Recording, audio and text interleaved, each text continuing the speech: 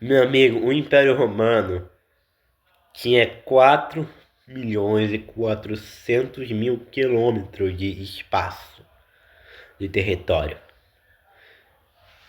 E um dos motivos que levou à queda do Império Romano era um território tão grande para você controlar.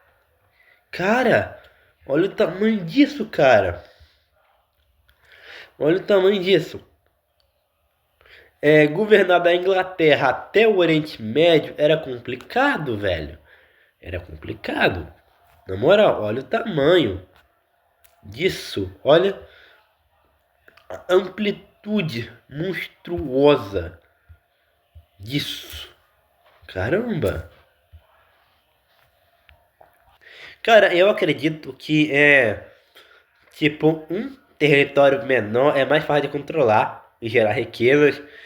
Por exemplo, eu posso citar aqui a Costa Rica.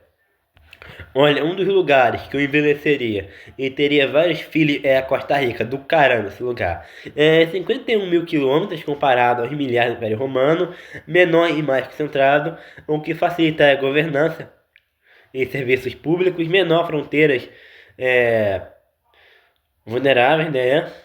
Enfim, então a defesa militar é mais simples, logística, transporte e comunicação são muito mais fáceis, entendeu? Do que o Império Gigantesco Romano.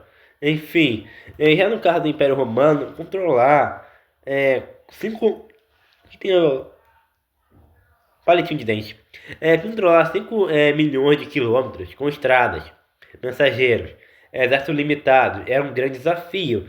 Cada região tinha língua, cultura, leis próprias, enfim, além de constante invasões, né, em vários lugares da fronteira, enfim.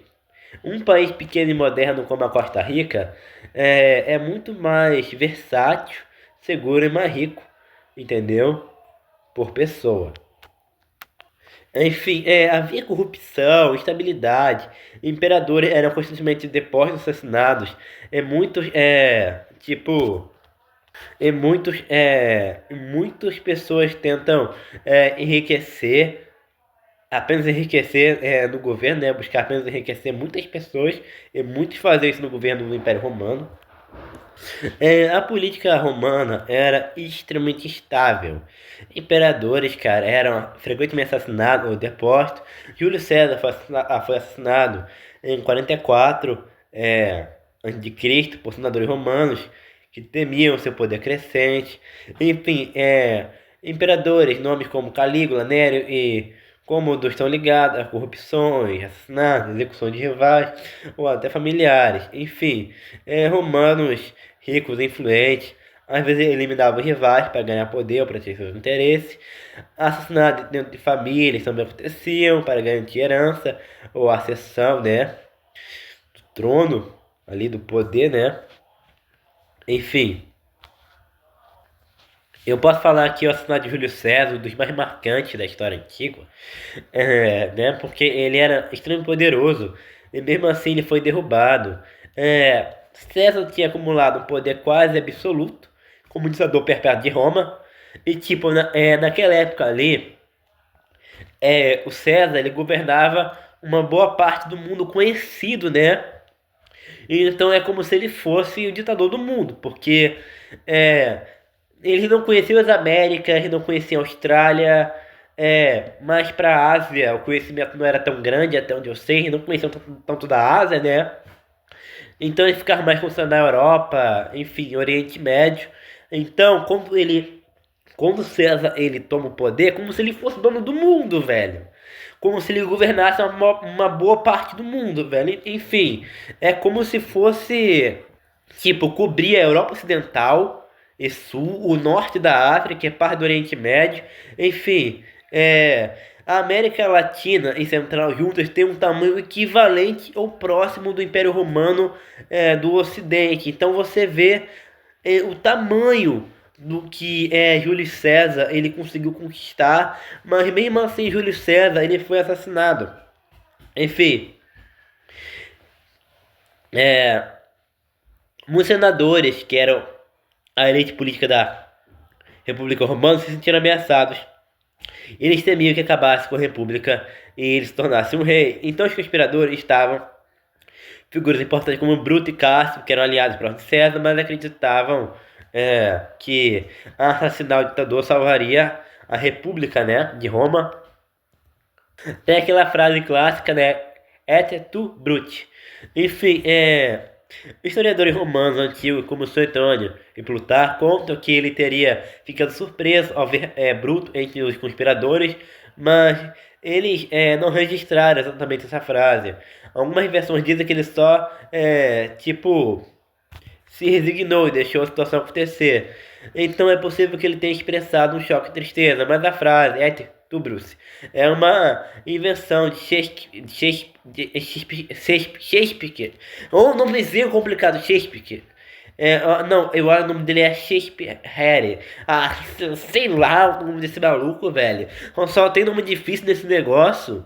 Enfim, tipo, acabou virando parte da cultura popular. Só isso. Mas enfim, para tu ver, mesmo um cara poderoso como Júlio César, ele foi brutalmente assassinado. Pelas minhas informações, ele morreu dia 15 de março de 44 a.C., no Teatro de Pompeu, em Roma, durante uma reunião do Senado. Um grupo de senadores romanos, cerca de 60, incluindo Bruto e Cássio, temiam, como já falei, que ele se tornasse um ditador, repetindo, um ditador vitalício, e destruísse a República Romana. Ele foi esfaqueado 23 vezes pelos conspiradores, né? Dizem que ele resistiu por um tempo, mas acabou morrendo no chão do Senado. É basicamente isso, pessoal. O assassinato de Júlio César não restaurou a República como os conspiradores esperavam. Na verdade, abriu caminho para guerras civis. Enfim, é basicamente isso. Outro motivo também foi que o Império Romano se dividiu. O Império já estava politicamente fraco e fragmentado, o ocidental. Os exércitos romanos estavam sobrecarregados e dependiam de mercenários bárbaros. A opressão constante nas fronteiras e invasões facilitavam que cidades romanas fossem saqueadas por bárbaros, né? Quem eram esses bárbaros? Os bárbaros eram vários povos, né? Não era só um. Tinha os hunos, tinha os vandalos, tinha, tinha os visigodos, tinha os. Tinha vários, velho. Tinha vários. Tinha vários. Eles invadiam, saqueavam, muitas vezes em busca de comida, riqueza ou terras, empurravam outros povos, como os hunos pressionavam os visigodos, que fugiam para o Império Romano, né? E se estabeleciam com o tempo. Alguns receberam permissão do Império, enfim, e acabaram defendendo a fronteira, fundavam reinos. Após a queda do Império Ocidente, os bárbaros criaram seus próprios reinos na Europa, né? Enfim, o Império Ocidental já estava fragmentado e enfraquecido sem poderes. É basicamente isso. Qual era o povo bárbaro mais brutal? Qual a origem deles? Bora ver, pessoal. Esses bárbaros aí, os mais brutais, eram o de Atalha, grande destaque. Eles eram muito eficientes, rápidos, violentos, destruindo cidades inteiras, não poupavam civis, queimavam vilarejos, saqueavam tudo, levavam pessoas como escravos, ou matava em massa para espalhar medo. Enfim, eu tenho vários exemplos de massacre e violência. Enfim, o saque de Roma pelos visigodos de 410 depois de Cristo. Muitos cidadãos foram mortos ou feitos prisioneiros. Enfim, saque de Roma pelos vandalos. 455 depois de Cristo, saque sistemático, destruição de obras de arte e de objetos de valor, muitos capturados. Companhia de ataque, destruiu cidades inteiras na Hungria, Alemanha e norte da Austrália. Relato mencionando massacre de populações inteiras, com queimadas, decapitações, tudo para aterrorizar o inimigo, enfim. Enfim, é basicamente isso. Os bárbaros eram vários povos, tá? Vários, não era só um, eram vários povos, francos, saxões, lombardos, enfim, espalhados pelo território, né? Enfim, visigodos, povo germânico, né? Povo que era germânico, né? Acabou saqueando Roma, como eu falei. Enfim, eram terríveis. Bárbaro é terrível, velho. Cara, eu posso citar aqui um cara chamado.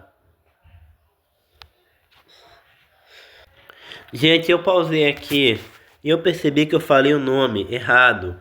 Não é Atalha, é Atila. Hunos de Atila. Perdão, eu falei o nome errado. E esse cara aqui era Atila, líder dos Hunos, um povo nome da Ásia Central que se deslocou para a Europa. Governou junto com seu irmão, Bledo no começo, mas depois ficou sozinho no comando. Ele invadiu o Império Romano, atacou todo o Império Romano do Oriente quanto do Ocidente, conquistou e saqueou cidades como na Itália e nos Balcãs, foram atacadas. Roma nunca foi totalmente tomada, mas teve que pagar tributos para evitar a destruição. Ameaçou a Europa Ocidental, sua presença espalhou pânico e reforçou a aliança entre diferentes povos para conter sua expansão. Enfim, usava táticas de cavalaria e ataques surpresas, o que assustava muito os exércitos romanos. Enfim, esse cara aqui, Atila, né? Eu falei Atalha, mas é Atila. É porque eu tô acostumado a falar Atalha. É uma longa história. É Atila. Ficou famoso por sua habilidade militar e pelo impacto psicológico que causava. Mesmo não conquistando Roma diretamente, ele contribuiu para o enfraquecimento do Império e deixou sua marca como um dos bárbaros mais temidos da história. Esse Atila foi brabo, velho. Ele deu trabalho pro Império Romano. A inflação e desvalorização da moeda fez Roma ser prejudicada. Um dos motivos que fez Roma cair, tinha um denário, prata usada, desde o início da República até o Império, era moeda padrão para transações para os soldados, tinha o nome, peraí, eu vou ter que pesquisar aqui o nome de outras moedas, peraí. Tinha o sestécio e Aurel, o nome é Aurel.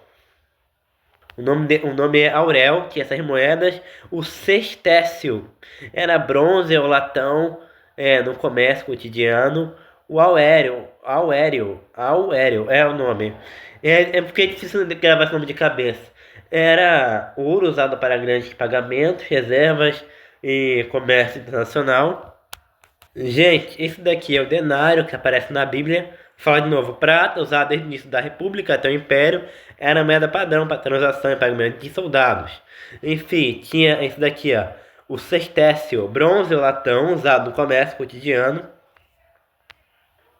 E eu pesquisei melhor, o nome é áureo, ouro usado para grandes pagamentos, reservas e comércio nacional. Enfim, durante o auge, um áureo, perdão, porque valia cerca de 25 denários. Enfim, o que é inflação? É quando os preços de bens e serviços aumentam, ou seja, você precisa de mais dinheiro para comprar a mesma coisa. A causa principal é mais dinheiro circulando que produtos disponíveis. Ou quando a confiança na moeda cai. Entendeu? Um exemplo, no primeiro ano, um pão custa um denário. Certo? Um pão custa um denário. Aí no segundo ano, por causa da inflação, o mesmo pão passa a custar 5 denários. Enfim, ao longo do tempo, Roma começou a, entre aspas, enxugar, entre muitas aspas, tá? Enxugar o denário e usar mais cobre ou ligas baratas. Resultado, o denário valia cada vez menos. Você podia pagar soldado imposto, mas a moeda perdeu credibilidade. Entendeu? Isso gerou inflação, tudo ficou mais caro, a população do exército ficaram insatisfeitos. Enfim, o denário perdeu o valor, mas o custo de manter o império e o exército não. Enfim, essa tensão econômica contribuiu para a queda do Império Romano do Ocidente. Enfim, e antes que você pense, os bárbaros não eram burrinhos, tá? Eles tinham economia própria baseada em agricultura, criação de animais, comércio local e saque em territórios romanos. Eles eram mais eficientes do que os romanos em certas áreas, porque eram mais flexíveis e se adaptavam rápido, tá? Enfim. Qual o próximo motivo que fez o Império Romano cair? Outro motivo que fez o Império Romano cair é que eles dependiam do trabalho escravo. Enfim, quando as conquistas diminuíram, a mão de obra, faltou mão de obra. Altos impostos para manter o exército e a administração esmagavam a população. É basicamente isso. Quem eram os escravos romanos? Os escravos não eram só loiros, como alguns pensam. Eles vêm de toda a região do Império. Gália, Germânica, Britânia, Grécia, Trácia, África e Síria. O estereótipo de escravo loiro, eslavo, vem da visão romântica da Europa antiga, mas a realidade era bem mais variada. Podiam ser prisioneiros de guerra, filhos de escravos, pessoas endividadas ou comprar traficantes. Estima-se que 30 a 40% da população podia ser escrava, dependendo da região e do período, tá? Só para falar, na cidade de Roma talvez houvesse de 200 mil a 400 mil escravos, mas no Império todo chegava a milhões, especialmente na Cilícia, Egito e Norte da África. Enfim, mas por que o número de escravos diminuiu? Por causa do fim das grandes conquistas, Roma dependia muito de guerra para capturar novos escravos. Quando as que diminuíram, faltou suprimento, custo e economia. Manter escravo era caro. Lembrando que você precisava pensar pelo escravo. Você precisava alimentar aquele escravo ali, dar roupa para ele, e você era um animal de estimação, cara. Então era caro tu manter. Já para pensar nisso, que você precisa manter aquele escravo, ele precisa dar comida, isso dá um custo do caramba. Você alimenta o quê? Mais de não sei quantas bocas, enfim. Manter era caro.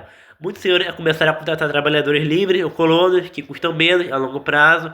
Revolta, instabilidade, a rebelião de escravos, como a famosa de Espartaco, assustavam os romanos e diminuíram a viabilidade do sistema de escravidão em algumas regiões. Transformação social, né? No final do Império, a economia romana mudou. Os grandes latifúndios passaram a usar colonos ligados à terra para serem medievais em vez de escravos, tá? O último imperador romano do Ocidente foi Romulo Augusto, às vezes chamado de Romulo. O Romulo Augustulus foi por causa do diminutivo, né? Ele reinou de 475 a 436 depois de Cristo. Era uma figura simbólica. O poder real estava nas mãos de generais, chefes militares. Enfim, em 466 depois de Cristo, o chefe bárbaro Oda Acrus, líder dos mercenários germânicos, perdeu do exército romano. Depois Romulo, esse evento é geralmente associado à queda do Império Romano do Ocidente. Ali acabou. Enfim, o Império do Oriente, também chamado de Império Bizantino, continuou existindo por quase 1000 anos depois, até 1454. Diferente do Ocidente, ele tinha uma capital forte, Constantinopla, economia mais estável e defesas mais sólidas, então resistiu às invasões bárbaras. Com o Império enfraquecido, vários povos germânicos começaram a se infiltrar e conquistar regiões. Visigodos saquearam Roma, Vandalos, ostrogodos, lombardos, dominaram a Itália depois. Enfim, muitos desses grupos eram mercenários romanos que ganhavam poder dentro do Império. Quando o governo central não conseguia pagar ou controlar, assumiu o controle. Eles se rebelavam. Eu tô fanho de tanto catarro, de tanto resfriado. Eu não consigo mais falar, então o vídeo vai acabar aqui, não porque eu quero, é porque eu não estou conseguindo falar de tão catarrado que eu estou. É basicamente isso, acabou o vídeo, não dá mais.